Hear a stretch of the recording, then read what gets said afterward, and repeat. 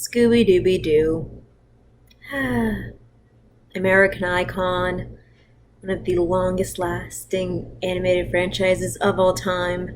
I mean, 50 years! 50 years! It's gone through so much, from live action productions to so many movies and TV series, remakes and reboots. It's lasted a lot. Just so many. And now it's finally going to get a CGI movie. And if that wasn't enough, instead of, direct to video like many Scooby Doo movies of my childhood were, though this generation it would be, straight to streaming, instead of that, it actually gets to be in theaters. Wow! The safe thing is, Scooby Doo has been redone so many times that it already has so much good garbage, bad garbage, unsightly garbage. It's gone through a lot. It has lived through so much because of its simple tropes and formula, and just the way these characters have been done and redone, and just their look is so iconic. Yeah, Scooby Doo is an amazing thing for how long it has lasted, and I am safe to see this reboot because, again, it's gone through so many bad takes. You really can't hurt it. It has been mocked and celebrated so many times that you could really do anything you want to Scooby-Doo now, and it doesn't matter because it has all this glorious history to it. Oh, wow. Now, it's just so amazing how well it has lasted through the times. Let's go through our main cast, shall we? The Scooby-Doo gang! Orf. Let's see. Going down this beautiful picture of, the CGI version of these characters, let's see what we have Fred. Fred is, the leading male figure. He's got that blonde hair. Fred's character, for most periods of his life, has been, a jock, the kind of know-it-all, the appointed leader. In more recent times, he's been sort of laughed at as being too goofy or too dumb to live, but still he's good at what he does by accident because he's just such a tall dude. Yeah. I don't really care about Fred this way or that, but I really love how this cartoon kind of just woofs up his hair. He just woofs it. Ugh. No ascot, so it's not going to be in the 60s, which is one of the most lovable things, the cheesiness of its 60s premise. But it's fine. It's fine. If they want to give them iPhones and iPods, fine. I mean, not iPods, but lots of iPhones and apps and such like that. Oh my god, is there going to be a mystery solving app? Please tell me yes. Again, you can't ruin Scooby-Doo. Many have tried before, but you can't ruin Scooby-Doo. Let's see, then we got Velma, the brunette heroine. Okay. Wow, oh my goodness. Okay, here's a weird thing about brunettes. We are the minority of white people. Okay? But there was Velma. In her time in the 70s and 60s, you did not see many brunettes or slightly thick, pudgy women, so that was amazing. And times afterwards, at first she was just the sweet, shy nerd who, no one noticed, so she got to notice all the clues because everyone left her alone, and then she was the brains that solved the mystery. And times after that, she became unfriendly and unapproachable and kind of sarcastic. Of course, she's a lesbian. And you would think that was a little basic, but actually it's pretty hilarious. And a lot of more butch lesbians I've ever met love Velma for that reason. So in this reboot, will you make my dear Velma a lesbian?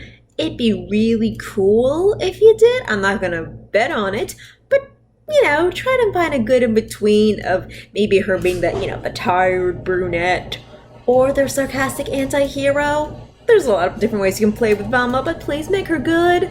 Don't make her too shy and unnoticeable. Or if you do, make it adorable and endearing. Let's see, our darling Scooby-Doo. He looks like his old cartoon self. Nothing much of an update there. You can recognize him, but it's kind of meh. I will say this about the 2000 live-action Scooby-Doo. I loved how they actually made him look like the dog he is, a Great Dane.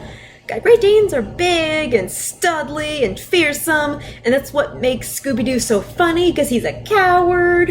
He's a lovable, goofy coward with his little giggle and such. I liked how in the like live action 2000s movie that he actually looked like a Great Dane and he had an actual Great Dane bark while also still being a goofy cartoon dog and having his big eyes. So if you could find some kind of like compromise with that, where he does the ridiculous, Scooby Doo has thumbs in this incarnation, does all the fun cartoon stuff while still does some doggy things, that'd be cool. Shaggy, oh Shaggy, you iconic loser. Oh, you first stoner that was obvious in a child's cartoon. Oh, yes, you were the lovable coward. Clearly you brought the goods, so that's why you were that loser that hung around. Ah, goodness, like an icon, beloved icon. I actually really loved how in like the 80s and such, when him and Scooby got their own franchise and they actually hung out with real monsters. That was pretty awesome, okay? I liked that. Those were some of the best and most memorable good movies before all the like straight to DVD things that were kind of silly and goofy.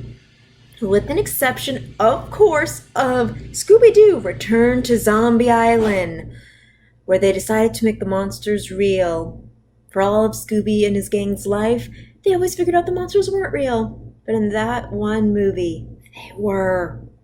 And they made it scary. They also made it in New Orleans where zombies actually happen, so ooh, spooky. Actually heard they tried to make a sequel of Zombie Island, and I didn't really look it up because there's some things. Even though Scooby-Doo was already garbage, I don't want them to taint that one beautiful movie. I'm not strong enough to do that right now. I can't. But one of the things that also makes Zombie Island a little special to me was it was one of the longest times I ever heard Daphne speak. Now we have Daphne, and in this new version, yeah, she looks cute. I like how her eyes are kind of almond-shaped like how the original show was. She also does not have an ascot, but her little outfit's cute. Now, for most of the time, Daphne has just been the eye candy. One of the things I loved about Scooby-Doo Mystery Incorporated was that they made Daphne sweet, but they also sort of made her like, when she's by herself, she's still curious. Like, she's not just doing it to hang out with Fred. She and Velma actually do want to solve their own mysteries and do their own stuff. Like, she's not just the eye candy that's also following her friends, like Shaggy kind of is. Oh, and they also had their own thing that wasn't the best of the Scooby-Doo cartoons, but again, Scooby-Doo's lived through so much garbage. God, the way I keep saying garbage means I really should check out the sequel to Zombie Island. I doubt it'll top it, but again, you really can't harm Scooby-Doo. Okay, so the image looks promising, it does. Here's something else. I don't know who the cast is. Now, should I care who the cast is? I should not. I don't want to. But I do, and I'm looking it up now as I do this video because, darn it, I'm curious. Darn it, I have to. Aww, okay, the picture on IMDb where they're hugging is sweet. Aw, Scooby looks like a puppy! Again, they also had a remake in the 90s where it was like a pup named Scooby-Doo. It was at the time where Hanna-Barbera was doing a lot of kid versions. There was like a Yogi kid, Tom and Jerry kid. Bad times. Bad times. Let's see. Blue Falcon! Because why not? Another fun thing about Scooby-Doo is it had a series of crossovers. Even to this day, it has plenty of crossovers. It's lived through so much. Zac Efron as Fred Jones. I'm okay with that. I think Zac Efron actually does do voice acting well. I hated Dolores, but thought he did a fine job. He seems like a Fred type, so that's fine. Let's see. Amanda Seyfried. Okay, the chick from Mamma Mia. I don't remember any of her voice acting roles. She's okay. She's okay.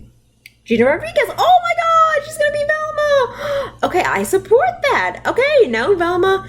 Ugh, I hope Velma isn't too much of a strong female character sort of thing, but this might be cute. Okay, I like Gina Rodriguez. She's adorable. I guess this also means Velma might be Latina. It's okay. Either way, she's a brunette hero. Let's see. Will Forte. Who is that guy? I do not know. Huh. Okay, apparently there's some other characters from Hanna-Barbera, and again, they do crossovers all the time. Who is Will Forte? Okay, a TV actor dude. Oh, Last Man on Earth. Okay, that seems goofy enough to be Shaggy. That's fine. let's see, they have young versions of the character, so, that's okay. Yeah, Scooby Doo's gone back and forth from them being kids to them being adults, still solving mysteries when they have little reunions. This is fine. This is fine. God, the fact that they're bringing up all these other Hanna-Barbera characters, it makes me worried that they're trying to do a Into the Spider-Verse thing. And, they're trying to, bring in all that they can. Actually, when Scooby-Doo became popular, Hanna-Barbera tried to copy Scooby-Doo with other, teens and their strange talking whatever friend helping them solve mysteries. It ran the plot thin and nothing ever came close to Scooby-Doo, except I do like Jabberjaws. It's an underwater, everyone's friends with Little Mermaid thing for me, but okay. The voice cast? It's my own fault for looking it up, but I was curious to see if they were taking it seriously or not. Okay, it's produced by Warner Brothers, and, I was hoping that, being Warner Brothers, they would be like storks and hire people that are actually funny and fitting of the role. And, a lot of these characters do seem to fit the role, but are they also depending too much on name brands for it, like when they did, Smallfoot? But Smallfoot I liked anyway, so there's actually hope for this to be all right. I mean, Smallfoot and Storks were actually surprising movies for me. Their animation was just nice. Didn't wow me, but it was pleasant, and it was so goofily designed like these characters seemed to be that it was all right. Okay. Yeah, all of this is just really okay. Like Scooby-Doo has always been for me. God, I kind of want to rewatch Zombie Island and Scooby-Doo and the Ghoul School now. Should I? I should. Oh, Scoob, which is the name of the movie because why not?